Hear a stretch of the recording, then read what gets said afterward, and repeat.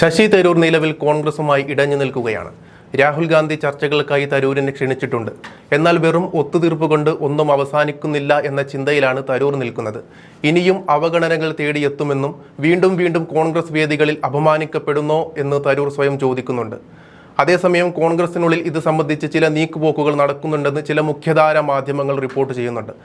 ഇടതു ക്യാമ്പിലെത്തി ശശി തരൂർ നിയമസഭയിലേക്ക് ജനവിധി തേടുമെന്നും ആ നീക്കം മുളയിലെ നുള്ളാൻ കെ.സി. വേണുഗോപാൽ എം.പി ഇറങ്ങുമെന്നുമാണ് മാധ്യമങ്ങൾ വാർത്ത നൽകുന്നത്. തിരുവനന്തപുരം നിയമസഭാ മണ്ഡലം പിടിച്ചെടുക്കാമെന്ന് ശശി തരൂർ പറയുന്നുണ്ട്. കോൺഗ്രസിൽ നിൽക്കുകയാണെങ്കിൽ എം.പി സ്ഥാനം രാജിവെച്ച് മത്സരിക്കാനുള്ള സാധ്യതകൾ വിരളമാണ്. അതേസമയം ഇടതു കൂടാരത്തിലാണെങ്കിൽ സീറ്റ് ലഭിക്കാനുള്ള അവസരങ്ങൾ മുന്നിൽ തെളിഞ്ഞിട്ടുമുണ്ട്. ഈ സാഹചര്യത്തിലാണ് തരൂരിന് തടയിടാനുള്ള നീക്കങ്ങൾ പാർട്ടിക്കുള്ളിൽ നടക്കുന്നത്.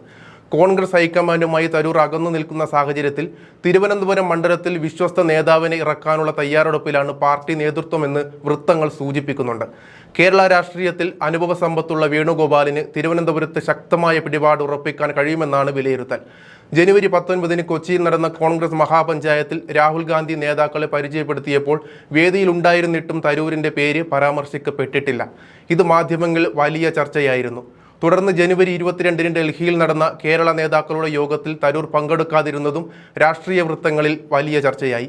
കേരള ലിറ്ററേച്ചർ ഫെസ്റ്റിൽ മുൻകൂട്ടി നൽകിയ പ്രതിബദ്ധതയാണ് യോഗത്തിൽ പങ്കെടുക്കാത്തതെന്ന് കാരണമായി തരൂർ വിശദീകരിക്കുന്നത്.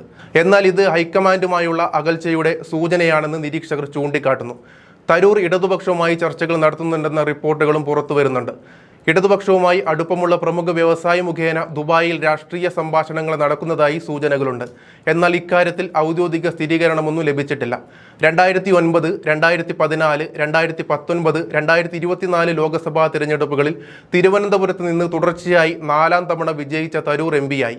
2024 തെരഞ്ഞെടുപ്പിൽ ബി.ജെ.പി സ്ഥാനാർത്ഥി രാജീവ് ചന്ദ്രശേഖരനെതിരെ 16,077 വോട്ടുകളുടെ ഭൂരിപക്ഷത്തിലാണ് തരൂർ വിജയിച്ചത്.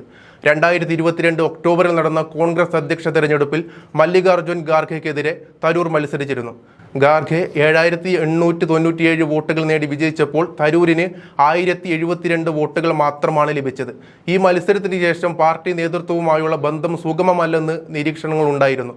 കൊച്ചി മഹാപഞ്ചായത്തിലെ സംഭവത്തെക്കുറിച്ച് രാഹുൽ ഗാന്ധി സംസ്ഥാന നേതാക്കളെ അറിയിച്ചത് തരൂരിന്റെ പേര് മനഃപൂർവ്വം ഒഴിവാക്കിയതല്ലെന്നാണ്. നേതാക്കളുടെ പട്ടികയിൽ തരൂരിന്റെ പേര് ഉണ്ടായിരുന്നില്ലെന്നും അത് അബദ്ധത്തിൽ സംഭവിച്ചതാകാമെന്നുമാണ് ഡൽഹിയിൽ നിന്നുള്ള വിശദീകരണം. നിയമസഭാ തിരഞ്ഞെടുപ്പിനുള്ള സ്ഥാനാർത്ഥികളുടെ തിരഞ്ഞെടുപ്പ് പ്രക്രിയ ഇനിയും ആരംഭിച്ചിട്ടില്ല. തിരുവനന്തപുരം ഉൾപ്പെടെയുള്ള പ്രധാന മണ്ഡലങ്ങളിൽ സ്ഥാനാർത്ഥികളെ അന്തിമമാക്കാൻ കോൺഗ്രസ് നേതൃത്വം കൂടിയാലോചനകൾ നടത്തിക്കൊണ്ടിരിക്കുകയാണ്. തിരുവനന്തപുരം മണ്ഡലം കോൺഗ്രസിന്റെ പരമ്പരാഗത കോട്ടയാണ്. കെ.സി. വേണുഗോപാൽ മത്സരിച്ചാൽ മണ്ഡലത്തിലെ രാഷ്ട്രീയ സമവാക്യങ്ങൾ വലിയ മാറ്റമുണ്ടാകുമെന്ന് രാഷ്ട്രീയ നിരീക്ഷകർ അഭിപ്രായപ്പെടുന്നുണ്ട്. ഹൈക്കമാൻഡിന്റെ വിശ്വസ്തനായ നേതാവ് തിരുവനന്തപുരത്തെത്തുന്നത് LDF UDF മത്സരത്തെ കൂടുതൽ ആവേശമാക്കുമെന്നും പറയുന്നുണ്ട്.